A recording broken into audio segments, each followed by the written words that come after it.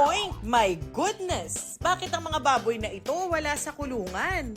Huli kam silang pag-alagala sa inupahang bahay ni na Shasha na saktong wala noon dahil sa outing. Tila ayaw ng peace ng mga unexpected visitors. Amoy rito, singhot doon, hanggang sa magsimula ng makialam mong isang ito na parabang siyang may-ari ng bahay.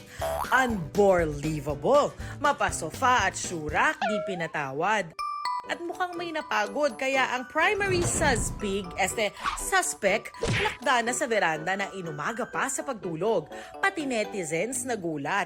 Nakakatakot na raw ang panahon ngayon dahil pati baboy nanloloob na. Literal nga raw na binaboy ang bahay. Mukha raw nag-enjoy ang mga bisita sa malamig na tiles. May nagtanong pa nga, may bisita naman daw palang darating, bakit umalis pa sila? Ang mga nakawalang baboy, alaga pala ng landlord ng bahay, kaya pala parang boss kung umasta. Nakatakas daw ang mga ito at ngayoy himas rehas.